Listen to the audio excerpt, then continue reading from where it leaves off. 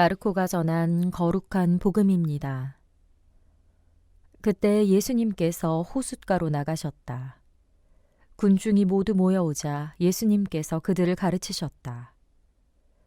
그 뒤에 길을 지나가시다가 세관에 앉아있는 알페오의 아들 레위를 보시고 말씀하셨다. 나를 따라라. 그러자 레위는 일어나 그분을 따랐다. 예수님께서 그의 집에서 음식을 잡수시게 되었는데 많은 세리와 죄인도 예수님과 그분의 제자들과 자리를 함께하였다. 이런 이들이 예수님을 많이 따르고 있었기 때문이다.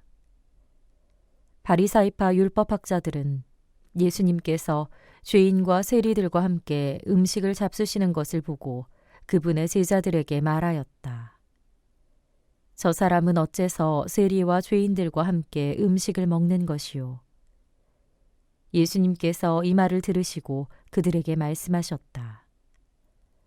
건강한 이들에게는 의사가 필요하지 않으나 병든 이들에게는 필요하다. 나는 의인이 아니라 죄인을 부르러 왔다. 주님의 말씀입니다. 날 떠나지 마, 허니 등 수많은 히트곡으로 유명한 박진영이라는 가수가 있습니다. 그는 1994년에 데뷔해 무려 29년 동안 가수로, 그것도 댄스 가수로 활동하고 있습니다. 50이 넘은 나이에도 20살 못지않은 탄탄한 몸을 유지한 채 활동량이 많은 댄스 가수를 할 수 있는 비결은 철저한 자기관리에 있습니다. 그의 모닝 루틴은 이렇습니다. 아침 8시에 기상해서 영양제와 견과류를 섭취합니다. 그리고 아침 식사로 보통 멸치와 미숫가루, 검정깨, 꿀탄 두유와 야채즙, 곶감 1개를 먹습니다. 이어서 음악에 맞춰 58가지 동작으로 체조를 하고 발성 연습을 합니다. 그리고 나서는 2시간 동안 헬스를 하고 옷을 코디하는 것을 마지막으로 모닝 루틴을 마치게 됩니다. 그가 20년이 넘는 시간 동안 하루도 거르지 않고 이렇게 살아온 이유는 환갑이 넘어서도 댄스 가수로 활동하고 싶은 목표가 있기 때문입니다.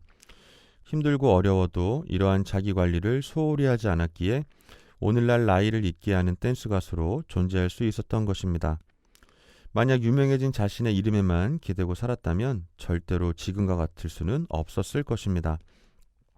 몇 년 전 TV에 소개되었던 박진영의 삶의 모습을 보면서 놀라움을 금치 못했습니다.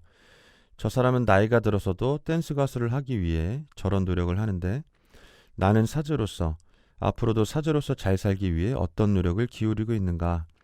사제라는 이름에 기대어 안주하며 살고 있지는 않는가? 이런 생각들로 부끄러움을 느꼈었습니다.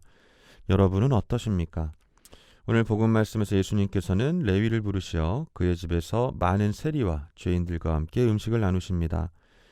이 모습을 지켜본 바리사이와 율법학자들은 제자들에게 저 사람은 어째서 세리와 죄인들과 함께 음식을 먹는 것이오? 라고 따져 묻습니다.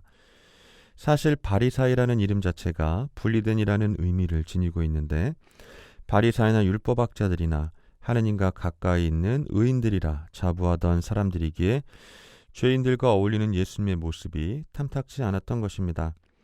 아무튼 그들의 불평을 들으신 예수님께서는 건강한 이들에게는 의사가 필요하지 않으나 병든 이들에게는 필요하다. 나는 의인이 아니라 죄인을 부르러 왔다 라고 말씀하십니다. 하느님 앞에 의인이라고 할 수 있는 사람이 얼마나 있을까요?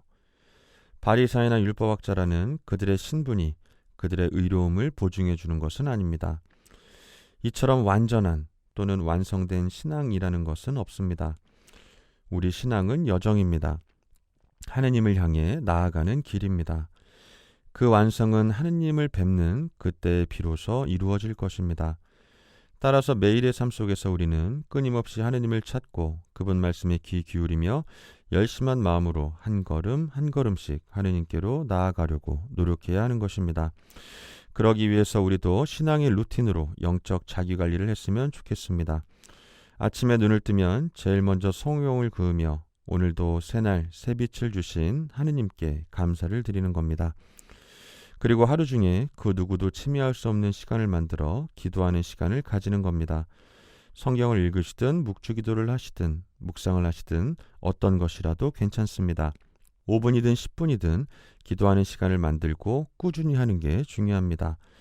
그리고 잠자리에 들어서는 하루를 마무리하는 마음으로 그날 하루 내 의식을 살펴보는 겁니다. 2, 3분이면 충분합니다. 내가 기분이 나빴다면 왜 나빴는지, 반대로 기분이 좋았다면 왜 좋았는지, 그리고 오늘 하루 내 삶 속에서 하느님은 어디에 계셨는지, 내가 혹시라도 하느님을 잊고 살지는 않았는지를 말입니다. 그리고 오늘 하루의 삶에 감사드리며 잠을 청하는 겁니다. 이처럼 여러분만의 신앙의 루틴을 만들어 보신다면 보다 큰 영적 유익을 얻으실 수 있을 겁니다. 하느님 보시기에 좋은 건강한 신앙인의 모습으로 나아갈 수 있기를 청하며 오늘도 소중하고 행복한 하루 되시길 빕니다.